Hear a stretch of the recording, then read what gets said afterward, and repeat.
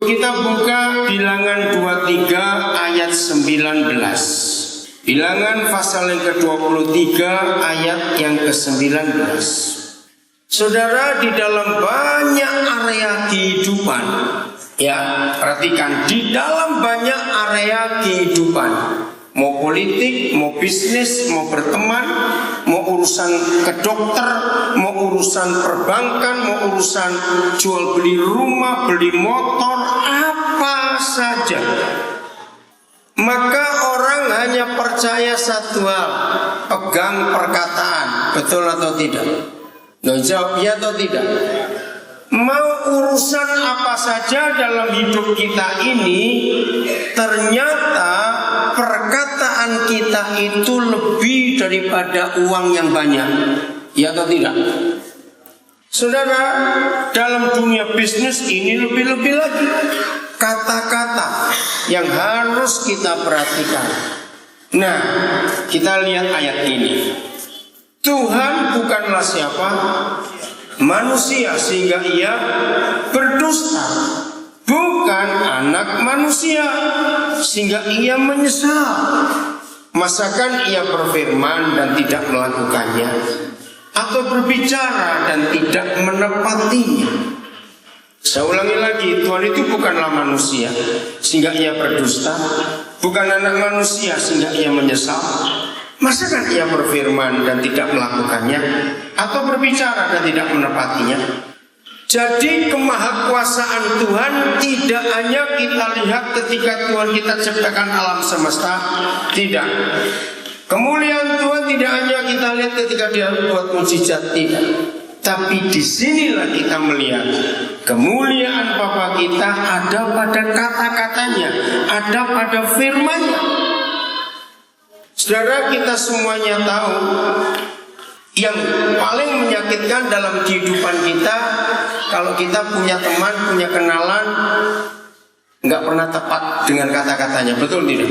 Mau nggak kita berteman lagi dengan orang seperti itu? Nggak akan mau. Nah, kalau manusia saja bisa jaga kata-katanya demi kepentingan dirinya sendiri, maka hari ini kita melihat, maka Bapa kita di surga, Dia jauh lebih menjaga.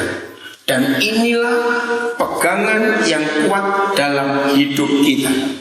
Maka itu kalau ada di antara saudara yang sampai hari ini masih meragukan Tuhan, jangan. Di Sugapa, jaringan handphone itu ada jamnya. 1:30 siang sampai jam 5:30 sore dia tidur. Karena kan masih pakai solar, jadi pemancarnya itu. Jadi kalau sudah mau 1:30 kita semua sibuk, cepat. Kontak siapa? Nah, terus malam 9:30 pasti mati lagi.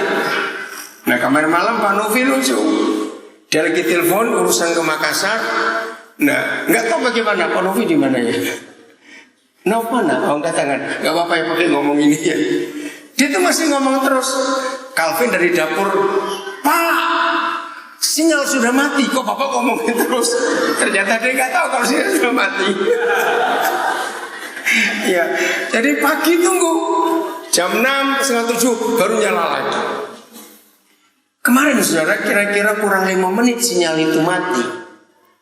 Saya tuh tiba-tiba digerakkan Roh Kudus untuk tanya, siapa yang harus saya SMS? Kan aneh. Karena saya digerakkan, saya tanya, Papa, saya SMS siapa? Muncul satu nama. Saya sempat ragu. Dan saya isi SMS-nya saya diberitahu oleh Roh Kudus, ngomong begini-begini. Tapi saya sempat ragu. Akhirnya saya taat. Kurang 5 menit. Saya kirim 3 kali, enggak terkirim. Wah, sudah mau deket mati nih di sini. Roh Kudus gerakan, kan kamu punya nomor istrinya. Oh iya, kenapa sih nggak kirim ke istrinya saja? Istrinya punya 2 nomor, so cepet-cepet kirim. Begitu terkirim yang kedua, langsung hilang sinyal. Nah itu taunya Calvin teriak, Pak, sinyal sudah mati. Kepak itu. Nah tadi sore ini saudara, saya dapat kabar dari keluarga itu. Mereka kaget. Mereka memang sedang mengalami masalah yang Tuhan suruh saya kirim SMS itu. Dan dengan SMS itu hari ini mereka tertolong. Ngerti nggak maksudnya? Kurang 5 menit Roh Kudus gerakan saya mau SMS siapa? Kemarin sore selesai acara penamatan anak-anak TK, semua pada sibuk karena beresin ini beresin itu. Tiba-tiba Roh Kudus gerakan saya tanya, Calvin, nanti sore kita ada acara? Tidak ada. Ayo kita buat ibadah yuk.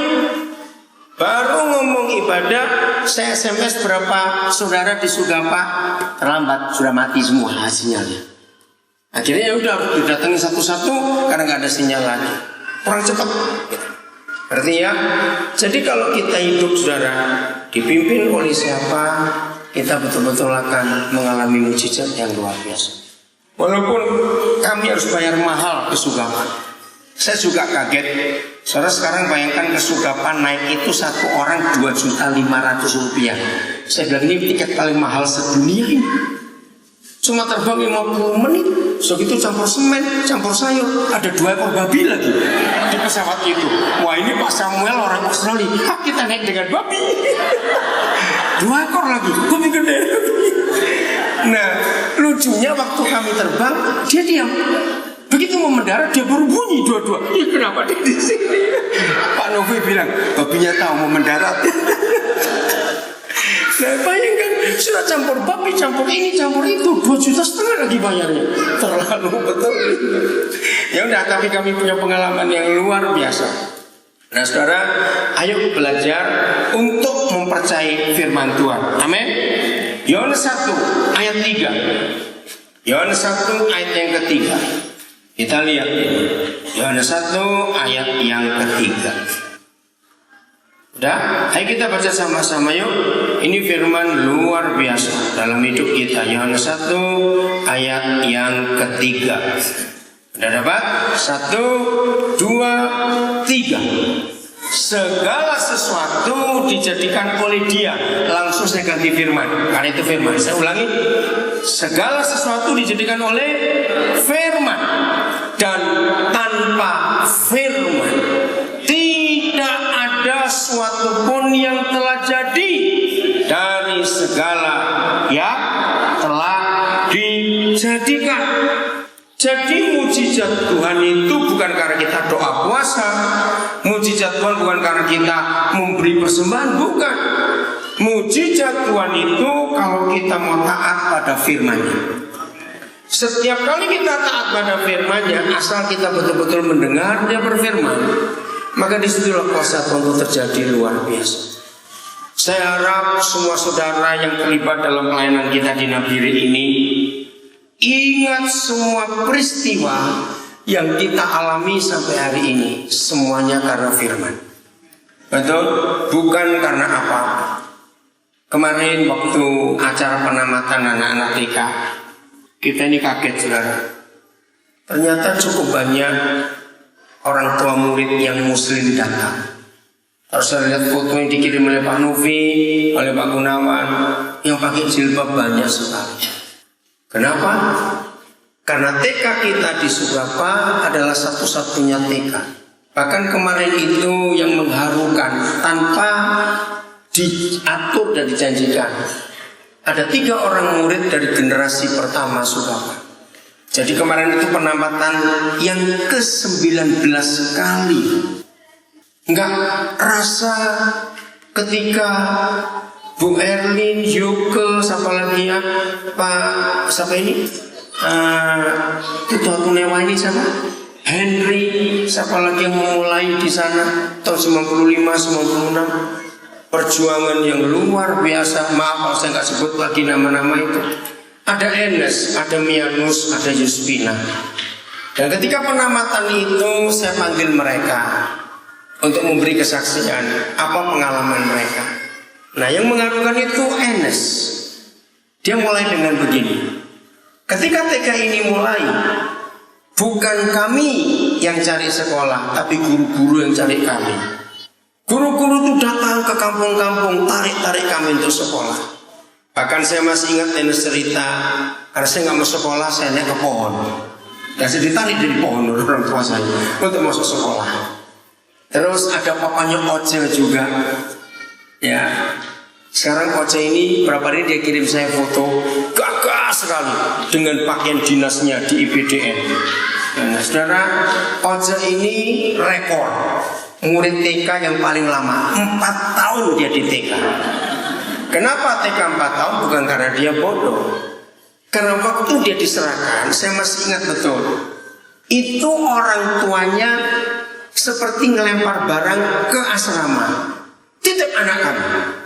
Oh, ini nangis, masih kecil. Betul-betul dia kecil, mungkin baru 3 tahun kira-kira. Aduh, itu guru-guru kerepotan, saudara. Nangis. Nah, bersama dengan itu, saya ingat ada satu anak perempuan namanya Ubi. Bayangkan, anak dikasih nama Ubi. Saya tanya, kenapa ini namanya Ubi? Nah, bapaknya cerita, waktu anak ini lahir, ibunya meninggal. Tidak dikasih susu, tapi ubi dihancurin dan itu diminumkan, saudara. Karena dia besarnya dari ubi, dikasih nama Ubi. Ternyata Ubi ini paling rajin. Saya lupa, Yoke mana? Dikasih nama siapa dia ya? Siapa? Yunika. Dikasih nama Yunika. Saya masih ingat. Di antara semua anak-anak perempuan yang TK, Yunika ini, saya ganti nama Yunika, paling rajin di dapur. Rupanya karena nggak ada mamanya sejak kecil, dia terbiasa ada di dapur sejak kecil, saudara. Saya lihat rajin, cuma saya sedih.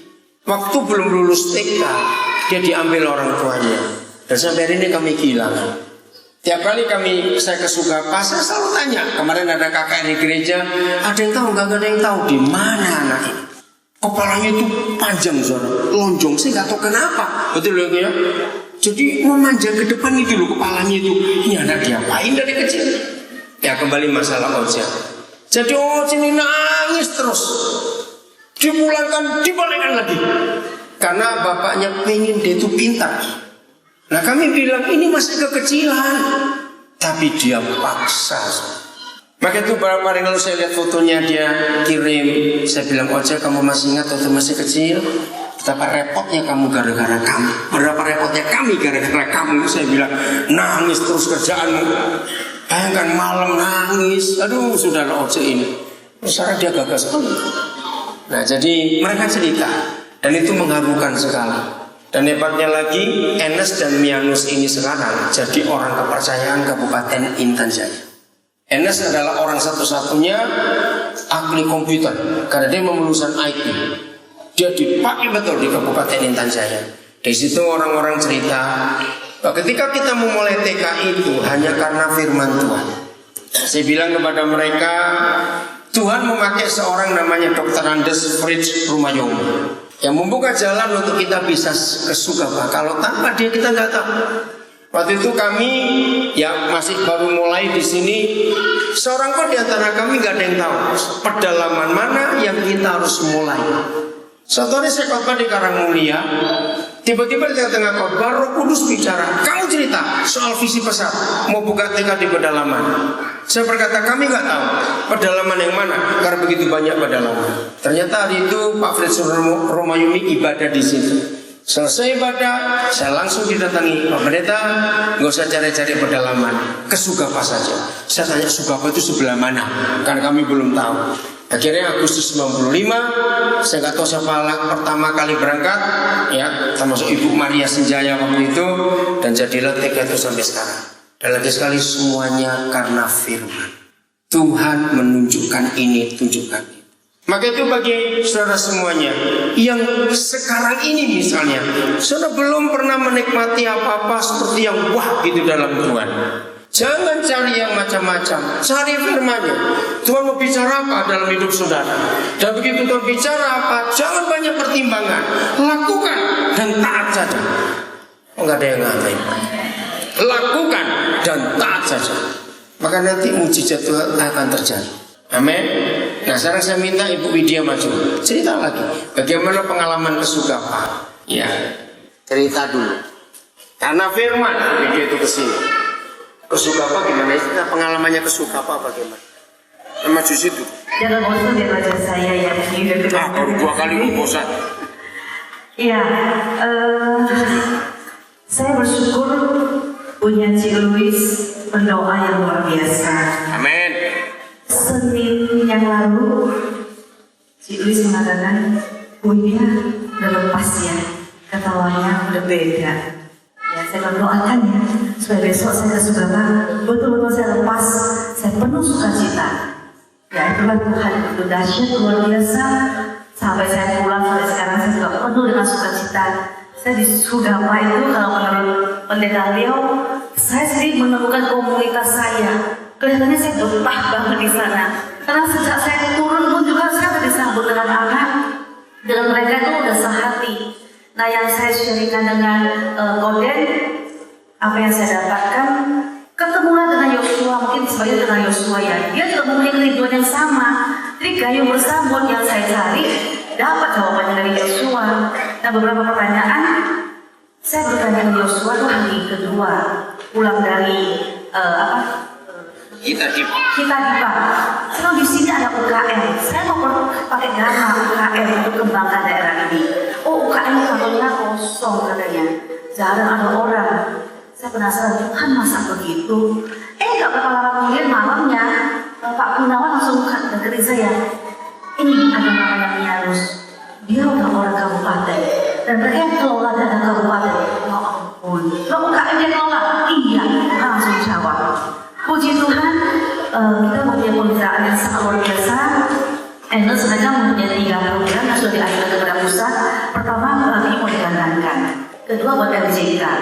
Bagi saya, bukan babinya dikandangkan supaya kalian selamat, tapi saya senang sekali kotoran babi saya bisa kumpulkan, kotoran manusia bisa saya kumpulkan. Itu mungkin orang nggak melihat untuk apa kotoran itu.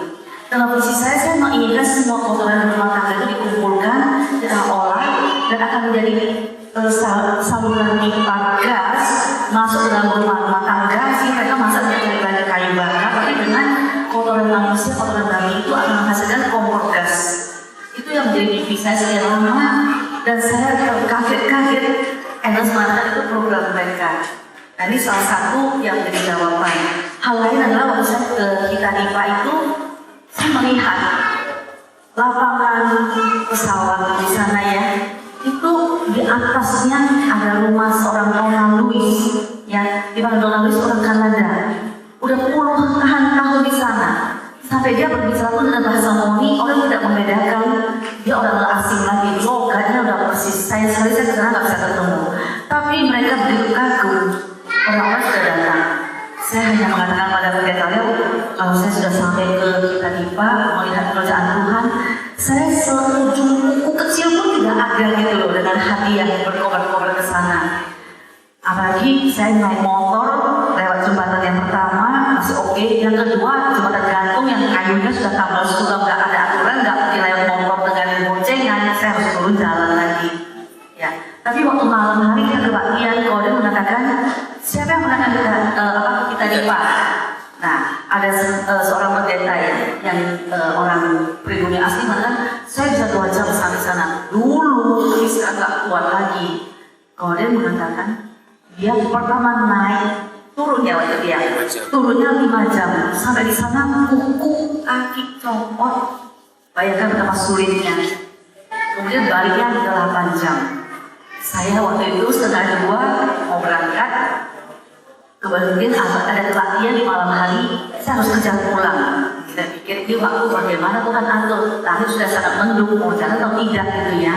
Tapi saya bersyukur dengan iman kita jalan, udah melewati jalan yang sulit, sampai di satu bandara, MAF ya bandara itu jalan ada pesawat terbang.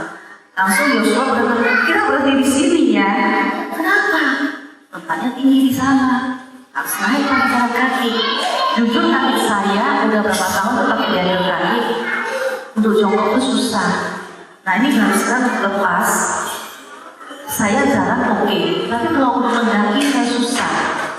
Jalannya tuh sangat terjal. Jadi saya harus mendaki. Kira-kira 50 langkah.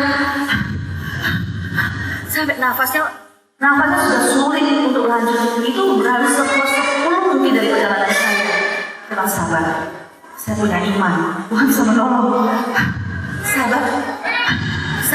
Aduh, betul-betul saya dengan iman Tuhan mampukan kaki saya sebagai kaki rusak. saya bisa naik ke atas.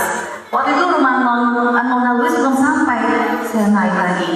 Kita mau cari buah merah supaya kita foto untuk pendeta Leo lihat, tapi nggak ada yang matang gitu ya. Kita keliling, sampailah di sana ada yang masih pakai kontainer, samping kita ada rumah pohon, ada honai, semua Tuhan bukan saya lihat. Yang menjadi penggenapan doa saya adalah di sana ada bunga mawar yang ditanam orang, di sana ada bunga gladiol yang ditanam orang. Terus sungguh menjadi konfirmasi saya kalau dia saya ada kebun bunga nanti.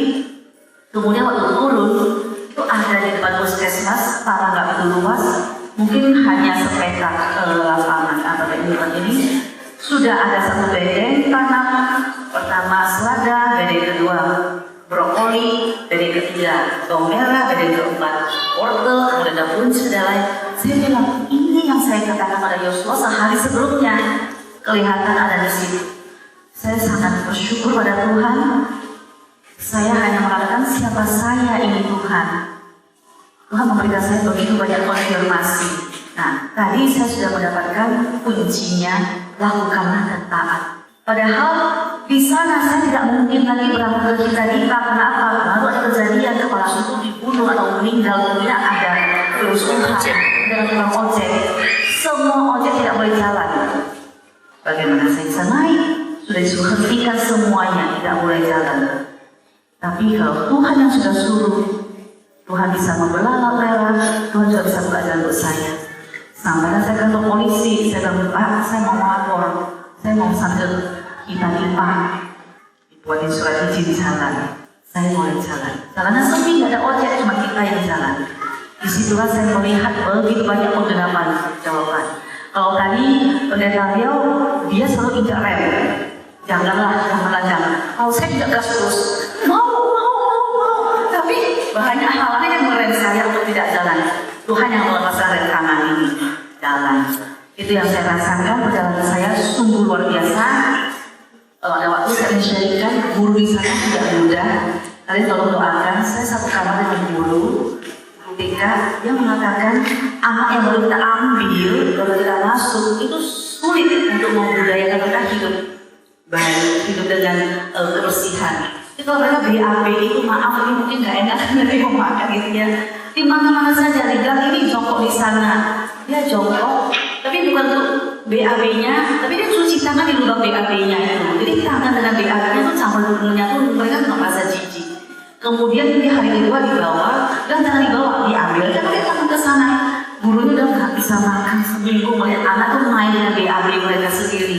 Tapi dengan mengajar, melatih, saya melihat anak yang diwisuda sekarang anak TK begitu teknik tariannya, fashion show-nya, asal wisudanya itu luar biasa. Saya ingin mengatakan salutnya luar biasa untuk guru-guru yang di sana. Tentu saja mungkin kalau mau diceritakan panjang sekali, tapi saya ingin minta doakan saya kalau Tuhan mengizinkan September saya sudah tidak model, tolong waktunya jangan dikasih orang lain. Tanggal 11 September selesai model pemberkatan pernikahan yang ada di Surabaya, langsung kita ketemu di sini. Saya bawa tenaga ahli untuk melatih kita buat kompor biogasi dari kotoran.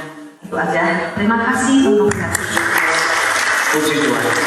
Jadi kemarin saya juga kaget, ternyata untuk pakai motor yang bukan ojek, motor pribadi pun kalau bonceng orang itu harus punya surat polisi. Saya pikir ada apa di Surabaya?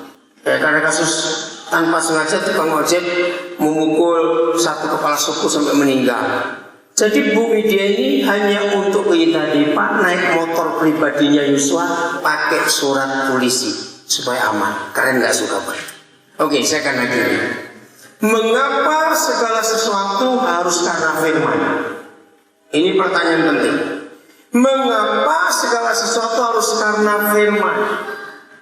Jawabannya cuma satu. Kalau itu terjadi, kalau itu nyata, kalau itu terwujud, kalau hal itu terrealisasi, maka yang dapat kemuliaan ya yang ngomong. Betul? Ya yang ngomong. Siapa yang ngomong? Tuhan. Maka itu jangan melakukan apa-apa karena 3 hal ini. 1, karena ada backing orang kuat. Setuju? Kalau kita melakukan apa-apa karena ada orang kuat di belakang kita, Tuhan tidak akan kelihatan ya orang itu. Nomor 2, jangan melakukan apa-apa karena kita pengalaman. Aku bisa, aku ahli. Jangan. Di situ Tuhan tidak akan dipermuliakan. Yang ketiga, jangan melakukan apa-apa tunggu uang. Kalau saudara melakukan apa-apa dan tunggu uang, dan itu berhasil, siapa yang terima pujian? Yang punya duit. Ya kan, aku punya uang kok. Saudara, ketika kemarin melihat itu, si Sugapa jauh kembali ke belakang tahun 95, kita nggak punya apa-apa. Kemarin kami nyampe hari Selasa itu kaget. Kita WC di sana sudah pakai lantai. Saya tanya, sejak kapan ini pakai lantai WC-nya? Keren bener. Kecil, nggak besar. Biayanya ongkos saja itu 30 juta. Saudara. Sebab di Sugapa semen itu satu sak 2 juta. Bensin dan minyak tanah 1 liter 50.000. Beras setengah kilo itu 15.000. Kalau nggak orang kaya nggak bisa itu di sana. Bayangkan seperti itu. Tapi kemarin saudara kita buat pesta daging, telur, ayam, ikan, wih hebat juga. Saya nggak tahu habis berapa ini. Nah ini aja satu orang 2.500.000. Nah jadi semua kalau dikerjakan karena firman, siapa yang dipermuliakan? Yang punya firman. Maka itu mulai hari ini jangan melakukan apa-apa karena 3 hal tadi. Jangan. Justru lakukanlah ketika kita nggak ada siapa-siapa, nggak ada apa-apa, cuma ada Tuhan yang berfirman. Kamu pergi. Amin. Semua mujizat di Alkitab kita lihat dari zaman Adam sampai kisahnya Nuh, Abraham, Musa, Yusuf, semua karena firman, bukan karena yang lain. Amin. Tuhan memberkati kita semuanya. Jangan takut melangkah bersama Tuhan. Jangan banyak pertimbangan seperti suku Ruben. Jangan lupa tadi kitab Hakim-Hakim 5 ayat 16. Jangan terlalu banyak pertimbangan. Apalagi kalau pertimbangannya karena cuma untung rugi. Jangan. Apa pertimbangan kita tadi dasarnya? Asal, masa lupa, asal Tuhan yang untung, kerjakan. Itu yang Tuhan cari. Tuhan memberkati kita semua.